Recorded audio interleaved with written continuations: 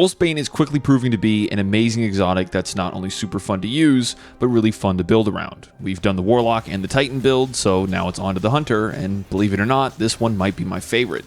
It probably won't come as much of a surprise that this is a prismatic build, since Hunters have access to some pretty wild exotic class items, and they have the perfect combo for Wolfsbane with Spirit of Foe Tracer and Spirit of Cert Together, you get great survivability and damage output, with Prismatic netting you fantastic ability uptime, synergizing with the artifact mods for one of those builds that's almost too good to be true.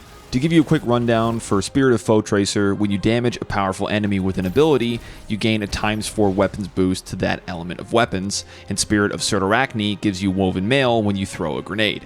As you throw grenades and tag those powerful targets to get your damage boost, you'll also be activating Woven Mail, giving you damage resistance so you can run in and throw down.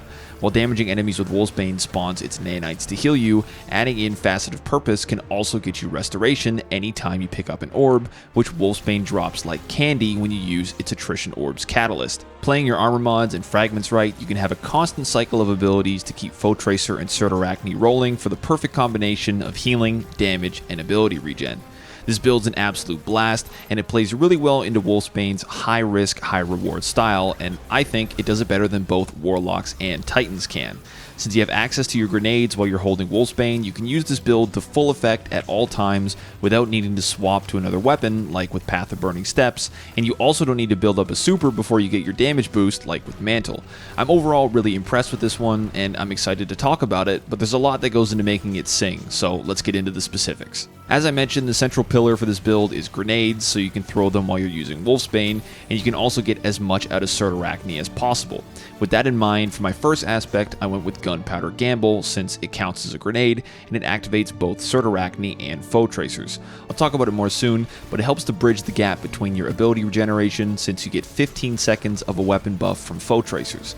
That's also the case for Acrobat's Dodge, which I'd highly recommend, since it'll add Radiant into the mix, but you do a tiny bit of damage when you land, so if you do it near a yellow bar, it'll also activate Foe Tracers.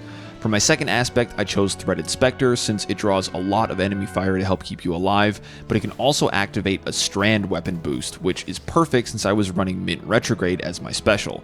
I ran Threaded Spike for the same reason, plus you can have multiple elemental weapon boosts going at once, which is insane, but again, I'll talk about that soon when I go over the general game plan. For fragments, Facet of Purpose is fantastic to get extra buffs in the mix, which I paired with Golden Gun to get restoration for extra healing. Facet of Hope and Sacrifice take advantage of those buffs, which is great since you almost always have restoration and radiant rolling. Facet of Protection is a must-have since you'll be in the thick of it with Wolfsbane, and finally, Facet of Ruin will increase the size of your Gunpowder Gamble, while Facet of Mending cures you from its kills. Your armor set and mods are also really important in this build, and if you have it, I'd highly recommend the Lustrous armor set to get extra healing on rapid solar kills. If you don't have the set though, don't worry, since Bushido's a great alternative, getting you extra damage resistance instead to keep you healthy as you heal off your orbs. For mods, orbs are the name of the game to both take advantage of fonts as well as regenerate your abilities, so make sure you're rocking at least one Solar Siphon, and I'd also highly recommend Firepower to get orbs off of Gunpowder Gamble. I went with an Innervation and Bomber mod to help regen my grenades, and a Bolstering Detonation to get class energy when I dealt grenade damage. Lucent Blades is great to help reduce Wolfsbane's charge time, and pairing a heavy ammo finder with 1 or 2 solar ammo generation mods will make sure to keep Wolfsbane stocked up.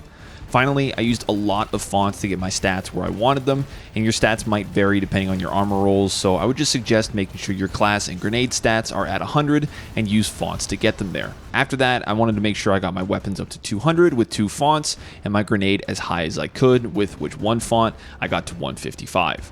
For the artifact mod, Iron Lord's Vigor is a must-have to get extra damage resistance when you're wielding Wolfsbane, and also to generate extra ammo. Shield Crush is also fantastic to regen your grenade and boost their damage while you're radiant. Fever and Chill will also help to keep you radiant, since while it says it procs on precision hits, it also works on rapid kills with non-precision weapons like Wolfsbane. As you can see here, it activates after 3 rapid kills. Tightly Woven will get your grenade and class stats even higher to either help with their regeneration or to up their damage and net you an overshield, which are great bonuses. Finally, as I mentioned, I was using Mint as my special, so I went with Threadling Proliferation, Pack Tactics, and Energy Acceleration to juice it up. Seems like a lot of moving parts, but it all comes together smoothly. For the game plan, you'll want to start off the fight by throwing a grenade to get Woven Mail so you can move in with Wolfsbane. If you can find a yellow bar right away, make sure you tag them with it, but if everyone at the front is a red bar, don't worry, just throw your grenade at them and start slaying out.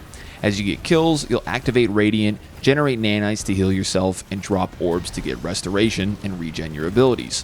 When you see a yellow bar, or if you're low on Woven Mail, throw your Gunpowder Gamble to refresh your buffs. As you're slaying out, do your best to collect your orbs, and if things get hairy, you can use Acrobat's Dodge to drop a Spectre to keep you safe, which can also refresh Foe Tracers if you do it near a yellow bar. Between your Swarm Grenade, Gunpowder Gamble, and Acrobat's Dodge, you get 45 seconds total of the weapon boost, which, with all the orbs and mods going, should be more than enough time to get another grenade back and restart the cycle.